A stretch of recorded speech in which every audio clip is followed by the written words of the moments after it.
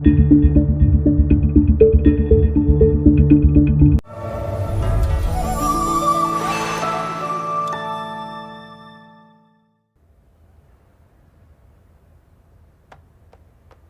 急需货，见到回信。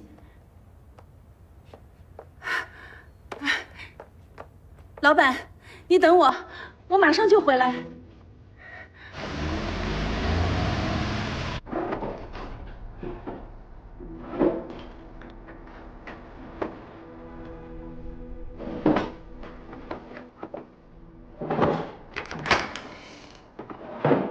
回来了，丁主管。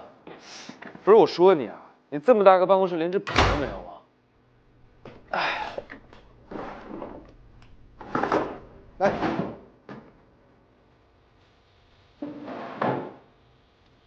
谢谢啊。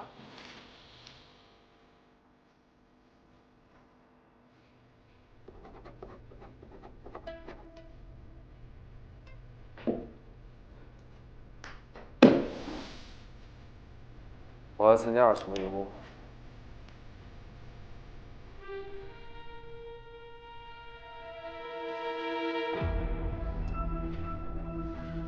你怎么知道？你们这又不是什么秘密。再说了，我调查过了，我的等级有资格参加考试。你也应该知道，除了等级问题，你还要在11仓干满3年才有考核的资格。3年？我干了何止3年？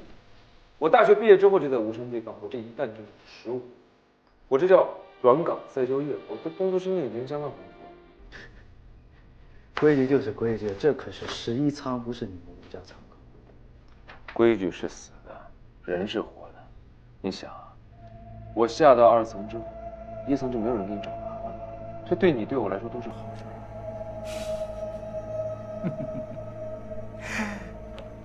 我知道，你想下2层是为了继续解开你那些未解之谜。不管你想干什么，只要不破坏规矩，跟我又有什么关系？可是，如果我给了你考试的资格，那破坏规矩的人就是我，这对我有什么好处？再说了，其实我挺喜欢你的，我不怕你给我麻烦。那没办法了，那你就继续喜欢我吧，我接着给你添堵。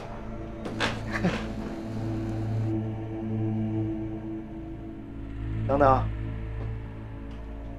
我倒是有一个办法，可以让你参加2层的考核。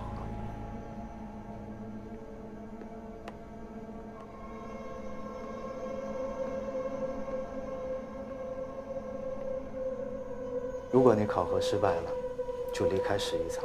我用这个理由去说服跟你同时参加考核的人，让他们不计较。相对你破格参加考核，他们倒是更希望你离开11仓。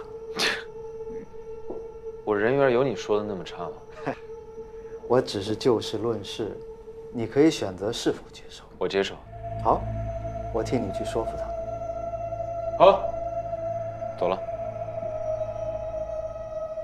哦，对了，刚才谁给你发的信息啊？看完之后态度转变的那么快。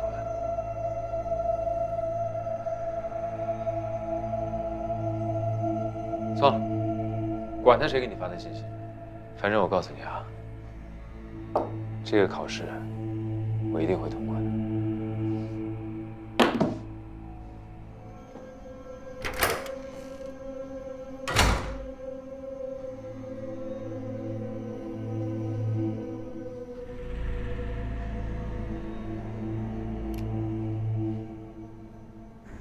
来，兄弟们，快来看看啊！今年的2层考核人员名单公布了，兄弟们，来看看。名单出来了啊！又看你了。这是我2哥，看见没有？这是我2哥，还没上，周围人都上了。啊，不对呀，上面怎么有吴邪的名字？吴邪？这不是新人吗？入职还没满3年，哪来的资格？我说就是，怎么会有他呢？不对啊，我2哥都入职多少年了，他才干9年，这不对劲吧？走。来，今年的2层考核啊，服辅导费交钱最后一天啊，想报的赶紧来。今年的录取比例可能最低，1:7，1比7啊！我也报这个。哎，还有5险，还有5险啊！哎，你交不交钱？哎 ，OK， 好。哎，还有没有啊？哎，有吗？吴邪才来1个月，他凭什么参加2层考试啊？这些是你该过问的事情吗？可这坏了规矩啊！你总得给大家一个交代吧？他是考不上的，考不上就要离开11层，离开了就不算坏了规矩。你要是怕输，就趁早退出，跑到这儿来大喊大叫，丢人现眼。我会输给他。您看着，这次我会让他生不如死。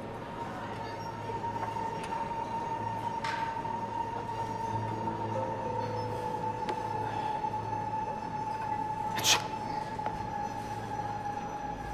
狄主管，你的意思是故意让他参加2层考试的？想用你的五指山压死一个人，首先得把他骗到你的掌心中。不过他确实破了几个谜案，他不会真的考过吧？这种事情一般是这么发展的。他呢，先会找一个他信任的人，教他怎么考试。知道了考试的流程和规则之后，他会发现这是一个不可能完成的任务。但是这种人牛就牛在会在不可能当中寻找可能性，突破极限。到最后，他会发现2层仓库的考核不难讨巧，即使他是一个天才，一天练习24个小时，还是不能通过。吴邪是不是输了考核，我并不担心，关键是这次事情之后，我不想再在11层见到他。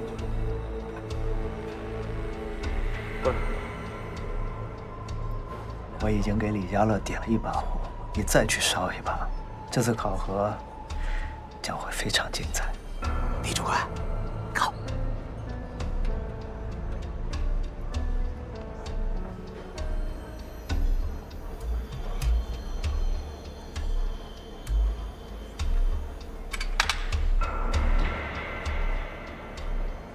你指着你大板牙干什么？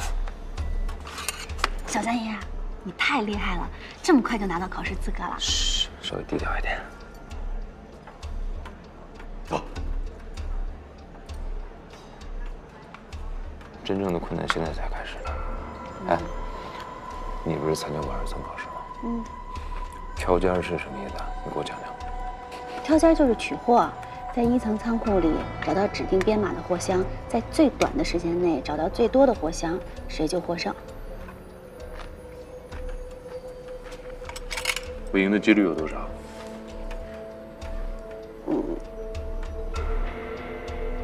非常低。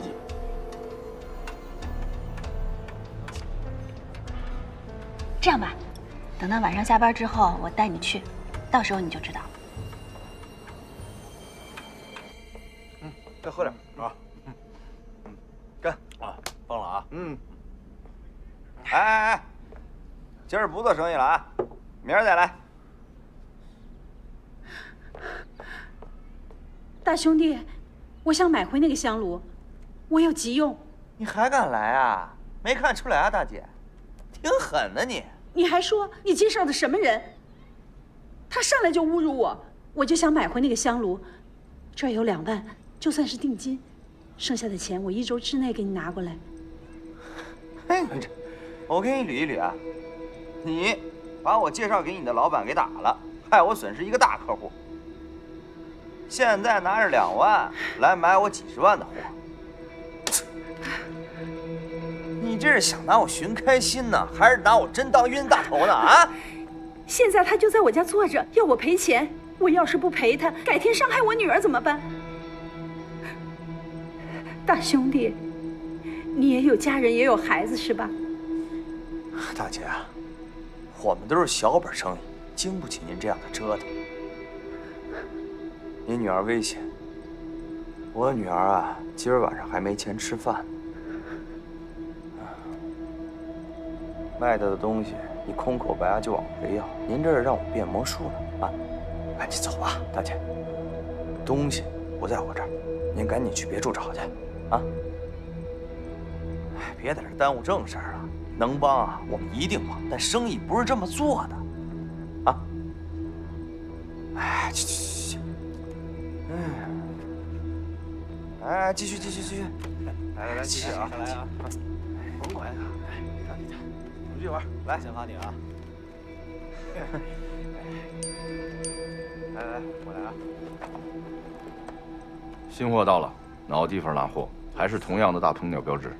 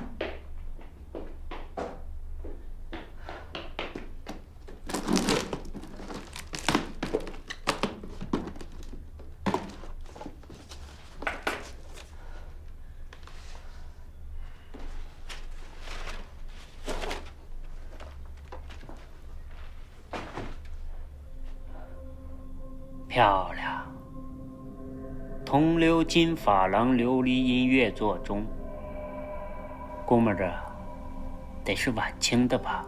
啊，是个好物件儿。这种钟表都有娱乐功能，这个表盖儿可以打开，里面有个能动的小摆。靠着精巧复杂的机械系统，咦，这机械怎么不对呀？这不是坏的呀？小彪啊，这坏的东西可是不值钱，是你朋友在耍你玩，还是你在耍我玩？我可以弄好它。您给我时间啊！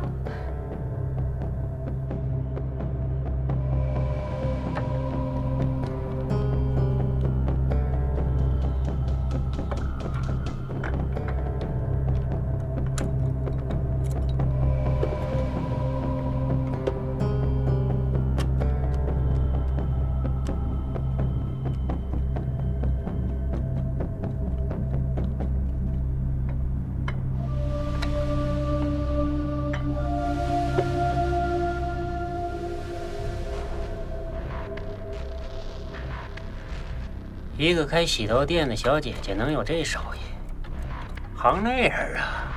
其实我本家也是从事这一行的，我从小就学过古董鉴定和修复。漂亮，看来你也是家里遇到什么事儿才沦落至此的吧？东西我就带走了，免得吵到小朋友。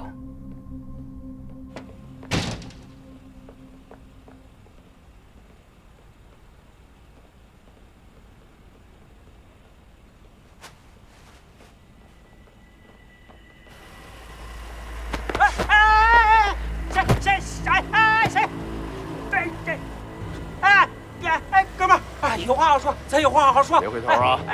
回头给你家废了！大哥！我问你，又来骚扰他是不是？原来是你小子！我给送警察局信不信？服了，大哥，你听我解释，我跟他谈生意，他亲口答应的，童叟无欺，不信你问。装！干什么缺德事？你没事吗？大哥，你听我说一句，我真是冤枉的，我真冤枉的，不知道他是您的人，你听我说一句。我们之前的事已经一笔勾销了，你别拿我。你是个好人呢，我得给你赔不是啊！大哥，你想想，这事算我错了，你高抬贵手放我一马，我保证以后我绝对不会再找他，你放心。别跟我这儿抖机灵啊！大爷，我天天在这儿。你打，别回头，滚！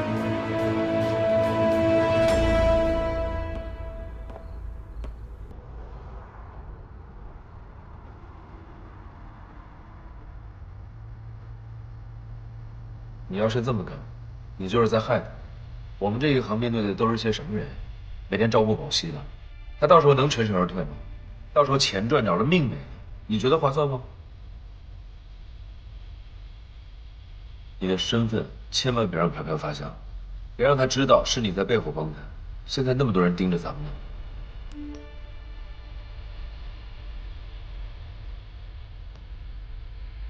老板，对不起，今天有人上门闹事，你的货被他们拿去了。你给我点时间，我一定想办法赚钱还给你。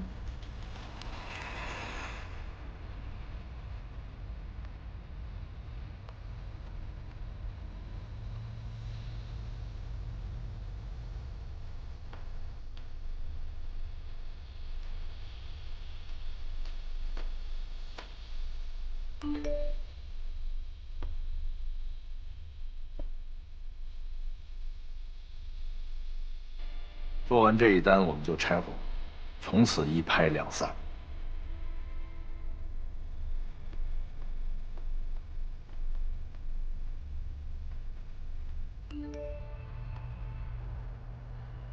对不起，老板，我知道我做的不对，祈求您能原谅我。我真的很需要这份工作，只要你让我继续做下去，你让我做什么都愿意，我求求您了。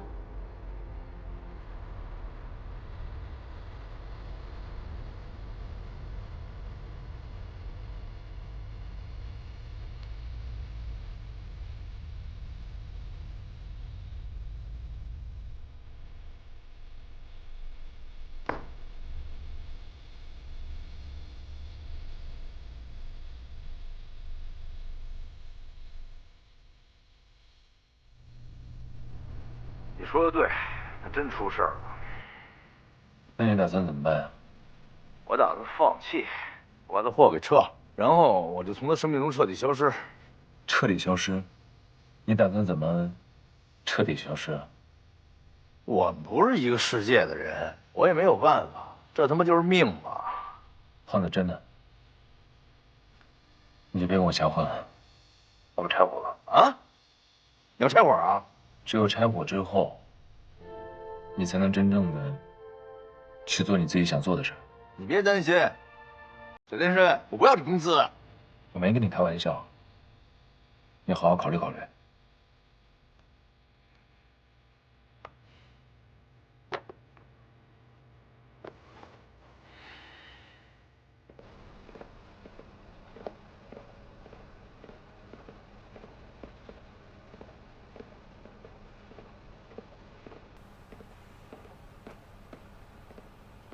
干嘛的？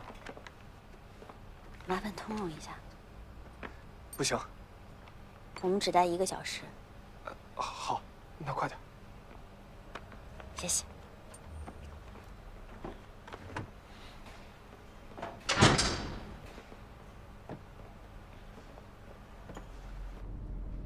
每年考核的前几天啊，都是掌灯挣外快的时候，但是他也是冒了很大的风险才放我们进来的。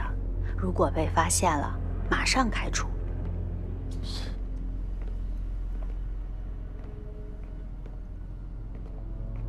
哎，不是盲跑吗？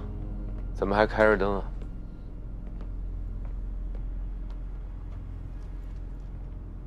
戴上试试。这么难看？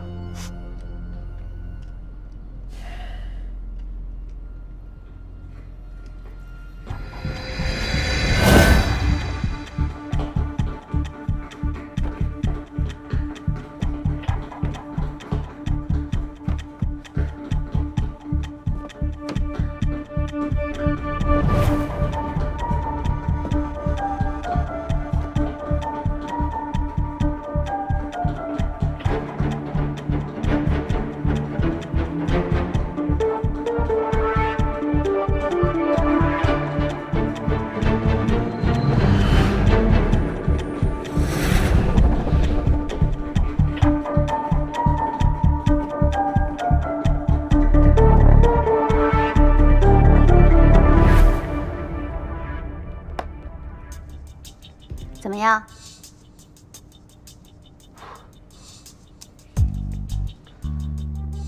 哇！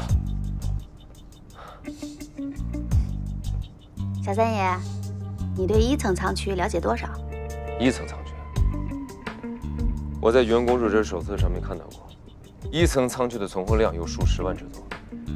然后按照28个新秀划分为28个仓区存货，每次都要由丁主管下发出入库名单，然后盲跑者按照这个名单去存货和取货。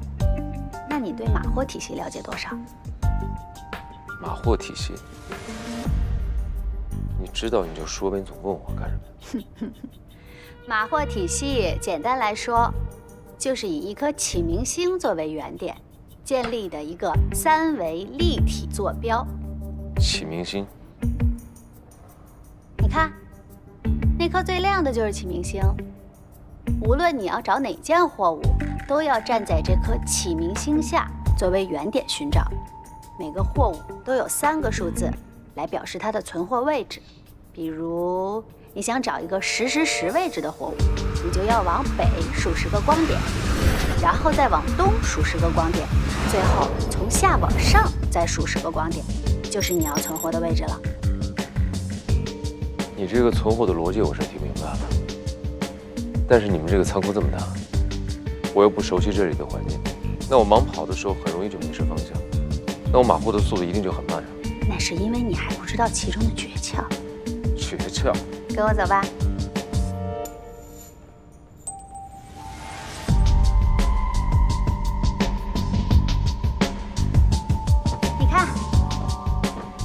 就是启明星的发射器。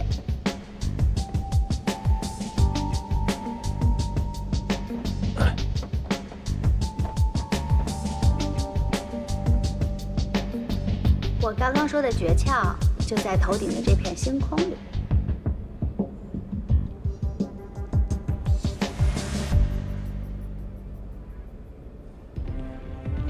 小三爷，宇宙中什么是相对不会变化的？在相对短暂的时间里面，恒星在太空中的位置可以说是相对不变的。那么由恒星组成的银河，也可以说是相对不变。我给你看一下1层仓区里的银河。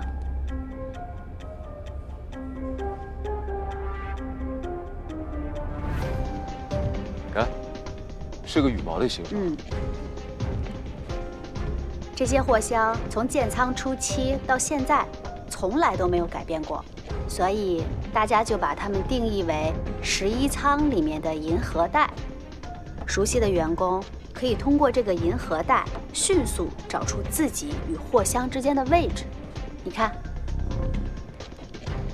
他们可以确认启明星到银河带中各个光点的间隔数，这样他们在盲跑的时候就不用一个一个光点去数了，他们只要迅速地确认自己与这些货箱在银河带中最近的光点的位置，然后再寻找货箱就可以了。啊，原来是这样。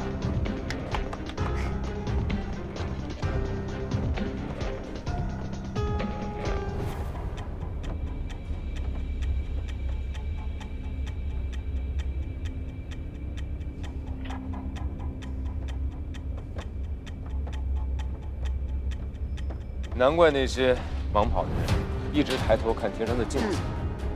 也就是说，银河就是一个位置提示，只要可以记住银河的具体位置坐标，就可以很容易的找到货。对这个环境越熟悉的员工，马货的速度就越快。有些厉害的员工啊，只要看一眼启明星就能找到货箱的位置。这就是为什么只有3年工龄以上的老员工才能参加这个考核。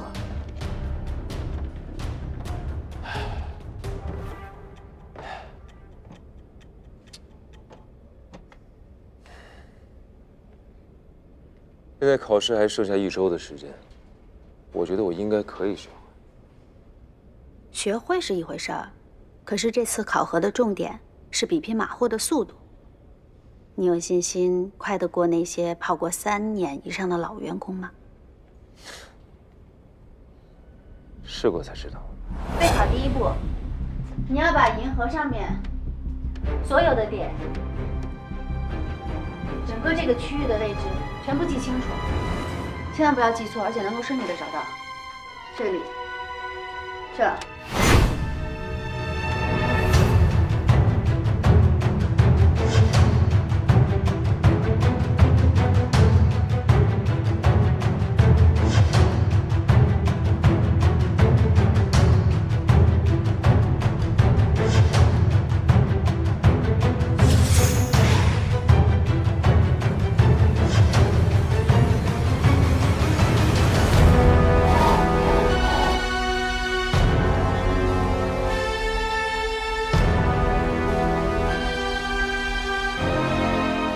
张玉露006427433824。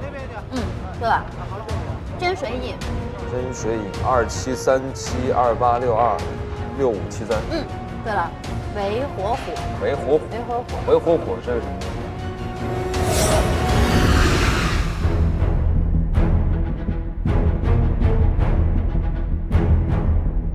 ？272803752403。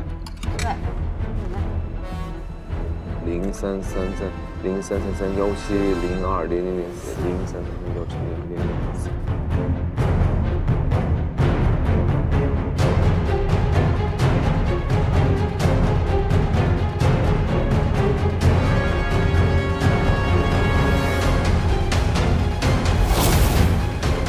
张月露。张月露172728326407。对了，景木案。景木案3803000300。卯日鸡。卯鸡。对，卯日鸡。吴邪的事情打算怎么办？卯日鸡。现在整个十一仓里都在替你鸣不平。你李家乐用了多久才爬上今天这个位置？他一个刚来的毛头小子，他凭什么？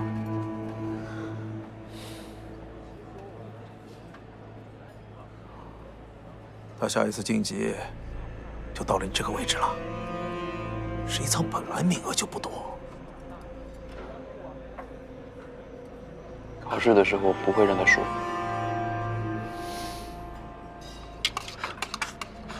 吴邪这人卑鄙得很，光明正大的做事，阻挡不了他替代你。物竞天择，不是他死，就是你亡。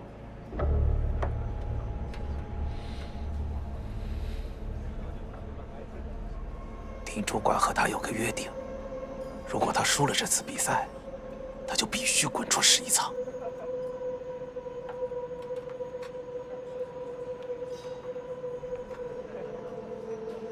考试是在整个全黑的环境下进行的，很难区分人的位置。我找了一个人帮你。30727483。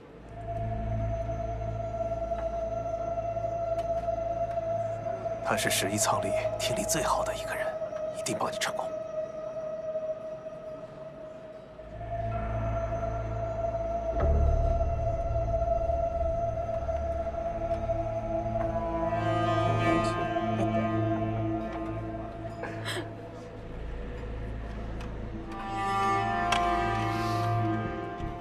你要试着利用这些羽毛位置找到货物，而且时间越短越好。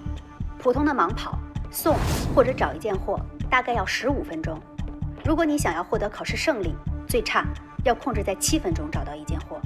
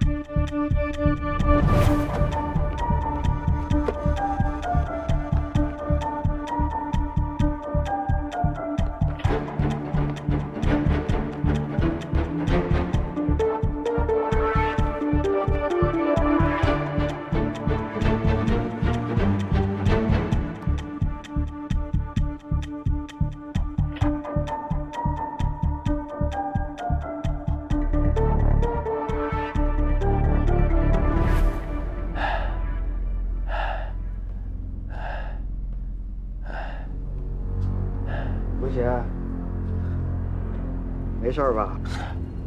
没事，就眼睛一直盯着光点看，有点晕。习惯就好。哎，地上凉，回屋歇着吧。不行，动不了了，再躺会儿。来，喝点水。嗯，没毒。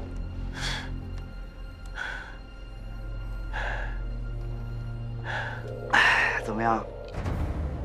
练得还不错吧？不行，练的实在是不行。我觉得我肯定考不上。嗨，以一个新人来说，你练成这样已经相当不错了。加油！万一考上了，你就再也不用再见我了。别放弃，继续努力。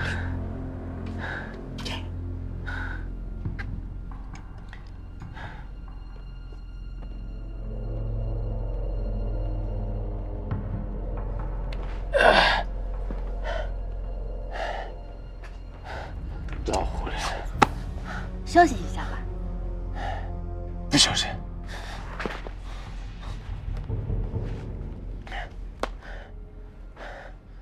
我也就不行了。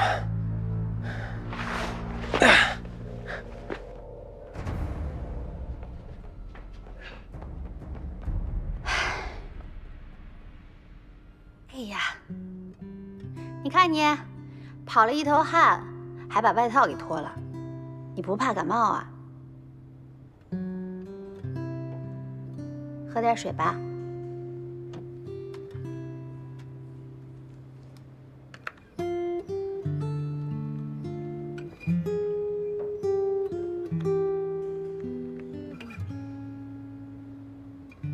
你怎么了？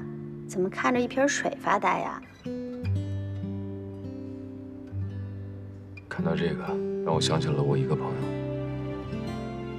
只要他在的时候，不管做任何事情，好像都没那么困难。男的女的？男的。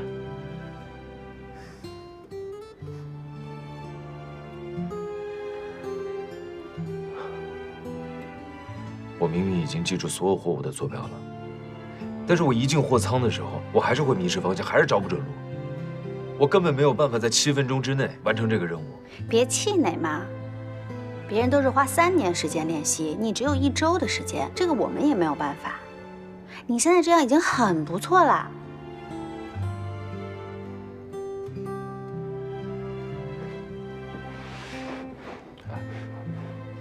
我能不能作弊？不能。我只是在那些货物上面稍微动一点手脚。不行，你碰了货箱，你是会被开除的。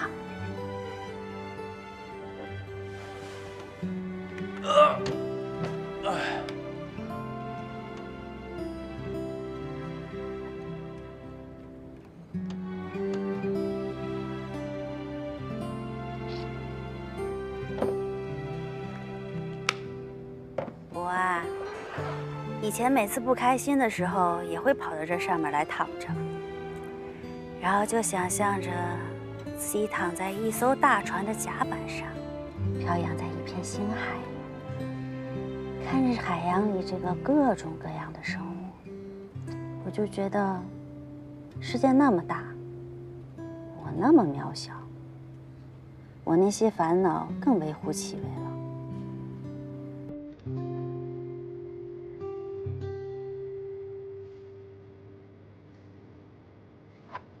你看，你看那边，你看那个汤区，像不像2条鱼在亲嘴？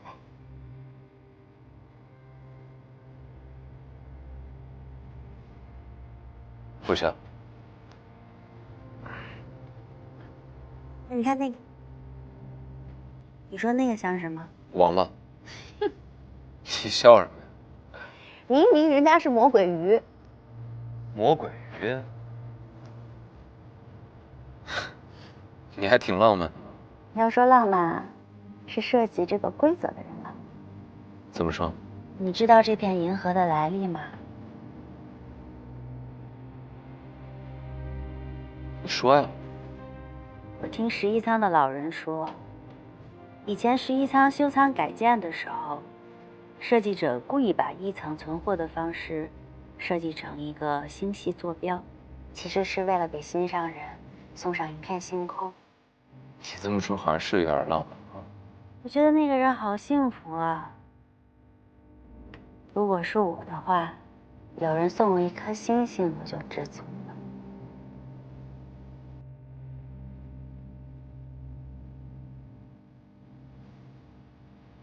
星星有什么好的？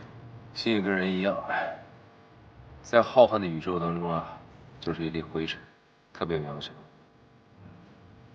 可是对于我来说，它就是唯一的，就像启明星一样，无可替代。你刚才说什么？嗯？我说你上一句说的是什么？它是唯一的，下一句呢？就像启明星一样无可替代。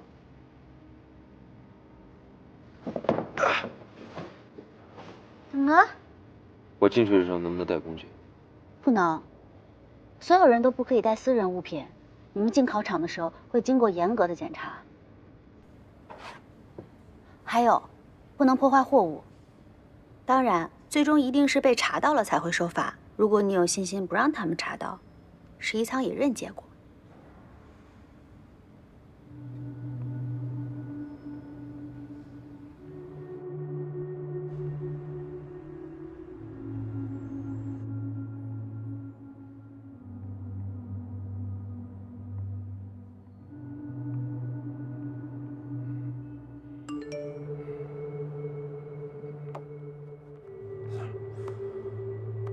老板，再给我一次机会吧。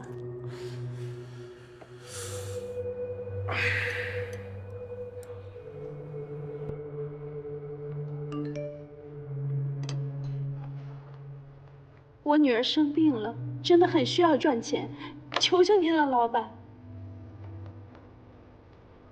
来个石头。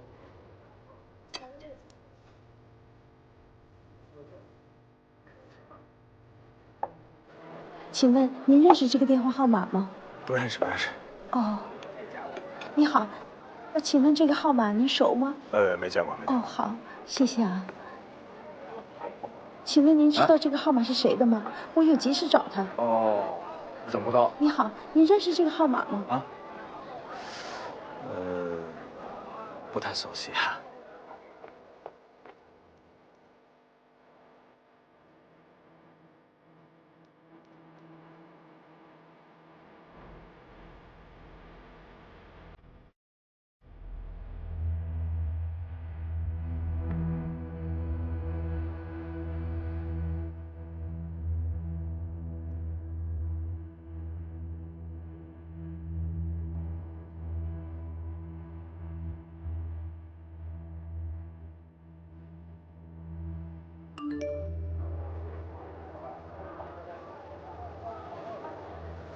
可以答应你继续给你供货，但是要约法三章：一，不许私下找货源；二，如果有人问起货源，绝对不可以透露。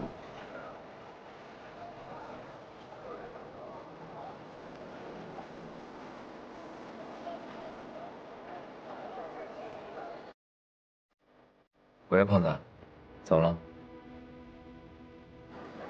你飘飘现在的状态，要让他离开这一行，肯定不肯。我要逼得太紧了，反而怕他出事儿。我明白，那你打算怎么办？我得想办法呀，怎么也得让他离开这一行啊。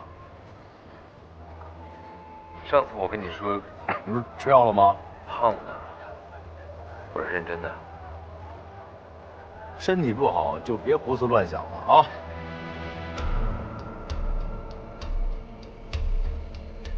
为公元2019年8月8日，己亥岁次，节暑盛夏，桃红似火，柳绿如烟。今11仓风调雨顺，万事亨通，感念先人庇佑，缅怀祖德，万事佛望，大礼告成，福为上享。